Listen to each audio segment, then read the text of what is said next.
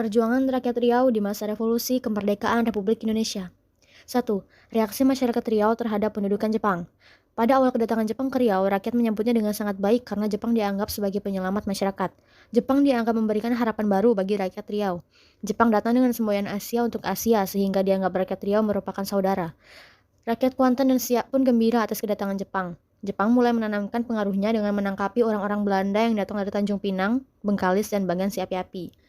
Saat Jepang masuk, semua laki-laki memakai peci dengan tujuan agar orang-orang yang Melayu selamat dari keganasan perang atau Jepang. Berbeda dengan masyarakat Kepulauan Riau, masyarakat tidak mengadakan sambutan yang berlebihan. Jepang melaksanakan hukum perang kepada orang-orang yang dicurigainya, seperti Ibad Amin dan Hasan Arifin yang dijatuhi hukuman 6 bulan penjara oleh Jepang. Jamalako Sultan dituduh merampok rumah Belanda di Logas. Tapi hanya saja ia dapat membuktikan bahwa ia tidak merampok, bahkan tidak pernah ke Logas. Karenanya Jepang tidak dapat memberikan hukuman. Untuk membujuk hati Sultan dan Raja-Raja diadakan musyawarah para raja atau Sultan Kaigi. Tidak lama setelah musyawarah, Jepang pun mulai menangkap Raja-Raja Rokan dan rakyat Riau menjadi tidak simpati lagi ke Jepang, bahkan membencinya. Sikap antipati terhadap Jepang. Masyarakat Riau mulai melakukan perlawanan terhadap Jepang. Orang-orang Sakai melakukan pemberontakan kepada Jepang di daerah Mandau. Akibatnya banyak tentara Jepang yang menjadi korban. Perlawanan rakyat Siak terhadap Jepang pada tahun 1944 adalah bentuk barisan zikir yang dipimpin oleh Paki Aris yang berasal dari Seremban, Malaysia. Bidang agama dan pendidikan betul-betul dieksploitir oleh Jepang untuk kepentingan propagandanya. Pada bidang kesehatan, penyakit menular tak dapat dibasmi dan rata-rata penduduk menderita malaria dan penyakit kulit. Binatang turuna yang banyak di sela-sela kain dan goni yang mereka pakai menggigitnya dan salah satu penyebab penyakit kulit. Bahan makanan tidak ada di pasaran bebas, begitu pula bahan-bahan kebutuhan hidup lainnya, seperti bahan pakaian, minyak tanah, dan lain-lain. Segala kain-kain bekas dijadikan pakaian. Di samping itu, makanan pokok rakyat terpaksa dibantu dengan ubi kayu atau sagu yang perbandingannya kira-kira 1 betas 4 ubi atau sagu. Bentrokan pemuda dengan tentara Jepang terjadi di Bangkinang, bermula dirampasnya senjata seorang polisi Jepang. Akibatnya terjadi kontak senjata dengan tentara Jepang di daerah itu. Di rumah Yamamoto didapatkan pula Watanabe Algojo Shipa III yang berlindung di belakang pintu dan diamankan. Setelah kontak senjata berakhir, para pemuda memeriksa lokasi itu. Penggeledahan itu menghasilkan 4 orang Junsu mati tertembak di atas mobil pickup. Tuan Asashi tertembak di pesenggarahan Bangkinang. 5 mayat Jepang di rumah Yamamoto. Yamamoto sembunyi di bawah gulungan kasur kemudian ditangkap. Selanjutnya dibawa ke kampung Gadang seberang Bangkinang. Sore harinya ia lari ke Pekanbaru. 3. Penderitaan Romusa dan masyarakat Riau. Proyek-proyek di Jepang yang mengakibatkan rakyat Riau menjadi menderita. A. Pembangunan pendudukan Jepang. Pembuatan jalan kereta api Muara Sejunjung Pekanbaru mempunyai arti penting dan jangkauan strategis untuk memperkuat pertahanan di wilayah yang mereka duduki. Karena di daerah terdapat pelabuhan samudra di Dumai dan Sungai Siak. B. Usaha mendapatkan tenaga kerja. Pekerjaan yang banyak itu menuntut tenaga kerja yang banyak. Hal inilah yang menjadikan masalah berat bagi Jepang. C. Penderitaan tenaga kerja paksa. Pemuda-pemuda yang berasal dari sekitar Pasir Pengarayan diwajibkan bergotong royong pembuat jalan raya. Jepang memaksa mereka bekerja siang dan malam, sementara itu makanan yang mereka terima sangat sedikit. D. Penderitaan rakyat Riau. Menentang pemerintahan akan mendapat hukuman yang ditakuti rakyat. Pada zaman pendudukan Jepang, kehidupan masyarakat sangat sulit. 4. Situasi menjelang kemerdekaan. A. Jepang mengambil hati rakyat. Situasi Jepang dan Perang Pasifik makin mundur. Sekutu dapat mengalahkan Jepang di semua front. Dalam keadaan genting ini, Jepang berusaha mencari dukungan dan bantuan rakyat Indonesia. Jepang mulai mendekati pimpinan rakyat Indragiri Hulu agar membantu mereka dalam perang melawan sekutu. B. Perampasan senjata dan alat logistik Jepang. Kekalahan Jepang sudah tersebar di Indonesia. Segera diadakan pertemuan antar kelompok pemuda dengan Fujiman Sang di Indragiri, yang berjanji untuk membantu perjuangan rakyat Indragiri mencapai bangsa yang berdaulat. Tokoh-tokoh pejuang Riau di masa revolusi kemerdekaan Republik Indonesia. A. Sultan Syarif Qasim II. Sultan Syarif Qasim II sultan dari kerajaan Melayu yang terkenal penentang pemerintah Hindia Belanda yang gigih. Jasa-jasa beliau sebagai patriot tanah air tentulah tidak dapat dilupakan begitu saja. B. Perjuangan Letnan Muhammad Boya. Di zaman kemerdekaan Indonesia, pertempuran rakyat melawan Belanda banyak terjadi di Riau. C. Perjuangan Kharudin Nasution. Letnan Kolonel Kharudin Nasution ditetapkan sebagai Komandan Operasi Tegas pada tanggal 12 Maret 1958 dini hari. Akhirnya turun perintah dari KSAD AH Nasution untuk mulai menggelar operasi militer. D. Perjuangan Arifin Ahmad. Kepemimpinan Gubernur Arifin Ahmad membawa babak baru bagi Riau. Kondisi yang kacau pada kepemimpinan sebelumnya berangsur-angsur pulih. E. Perjuangan Letkol Hasan Basri.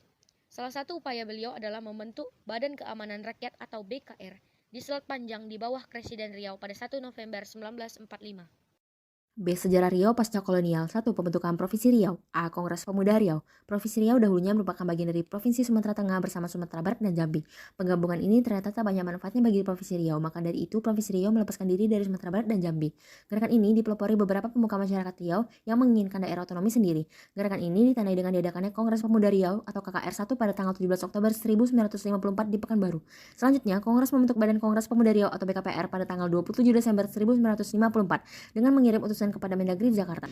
B. Perjuangan pada tingkat DPRDS. Pada tanggal 22 Maret diselenggarakan Kongres Komisaris Pemuda Riau dan Kepulauan pada tahun 1995. Pada sidang pleno DPRDS Bengkalis pada tanggal 25 Februari 1955 dirumuskan bahan-bahan untuk konferensi desentralisasi atau DPRDS se-Indonesia di Bandung pada tanggal 10 sampai 14 Maret 1955.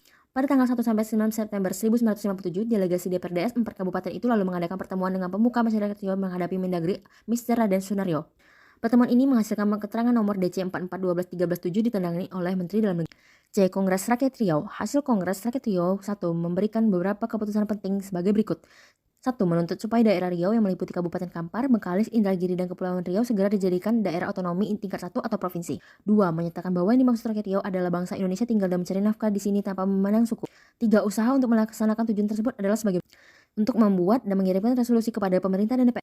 D. Provinsi Riau. Akhirnya sidang Kabinet 1 Juli 1957 menyetujui Riau dan Jambi menjadi provinsi dengan Undang-Undang Darurat nomor 19 tahun 1957 dan kemudian ditetapkan Undang-Undang nomor 61 tahun 1958 menjadi Provinsi Riau. E. Pemberontakan PRRI.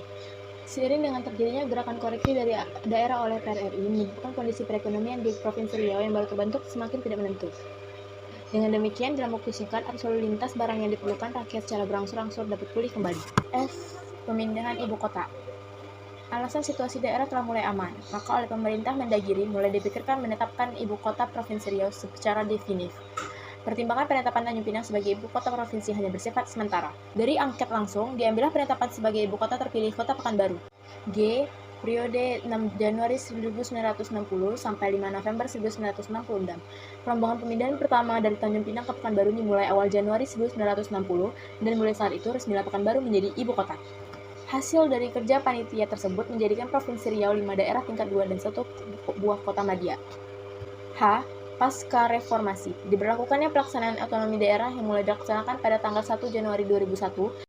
Ini berimplikasi timbulnya daerah-daerah baru di Indonesia. Dari 27 provinsi, awalnya sekarang sudah menjadi 34 provinsi. 2. Pemerintahan di Riau sejak kemerdekaan sampai sekarang. Daerah Riau dibagi menjadi 4 kabupaten yaitu yang pertama Kabupaten Kampar sebagai ganti Kabupaten Pekanbaru dengan ibu kota Pekanbaru. Yang kedua Kabupaten Bengkalis dengan ibu kota Bengkalis meliputi Kewedanan Bengkalis, Siak, Pelalawan, Selat Panjang, dan Bagan Siapi-Api. Yang ketiga Kabupaten Bengkalis dengan ibu kota Bengkalis meliputi wilayah Singingi, Kuantan Hulu, Kuantan Hilir, dan lain-lain. Yang keempat Kabupaten Kepulauan Riau dengan ibu kota Tanjung Pinang. Pada tahun 1954, status wilayah dihapuskan dan dikembalikan ke dalam status kewedanan dan kecamatan yang merupakan daerah administrasi belaka tidak berotonomi. Jika semula terdapat 12 wilayah, dengan perubahan itu kini terdapat 17 kecamatan. 3. Pendidikan di Riau sejak kemerdekaan sampai sekarang. Dalam pendidikan bidang ekonomi, dibuka SMEP di Pekanbaru, Tanjung Pinang, Dumai, Karimun, Taluk, Tembilahan, Terempa, dan Bagan Siapi-Api. Sekolah teknik atau ST mula-mula dibuka di Pekanbaru dan Tanjung Pinang. Sekolah pertanian berupa kursus dibuka di Perhentian Merpoyan, Pekanbaru. Sekolah agama yang mula-mula dibuka ialah pesantren modern lengkap dengan asramanya di Tanjung Pinang. Terdapat 3 perguruan tinggi di Riau. 4. Perekonomian dan pembangunan di Riau sejak kemerdekaan sampai sekarang. A. Perdagangan barter konsinyasi. Di Riau Daratan, di Kabupaten Bengkalis berlaku sistem barter konsinyasi khusus untuk ekspor ke Singapura. Adapun di Kabupaten Kampar dan Indragiri berlaku sistem LC atau Letter of Credit. Barter terhapus dengan sendirinya dan sistem perdagangan diganti sesuai peraturan yang berlaku di seluruh Indonesia. B. Pengaruh Cina dalam perekonomian. Pedagang Cina memegang dominasi penuh di bidang perdagangan. Pada awal abad ke-19, pedagang Cina telah menyebar di seluruh pelosok daerah ini. Pedagang Cina berperan sebagai perantara yang membeli barang produksi rakyat dan menyuplai kebutuhan rakyat.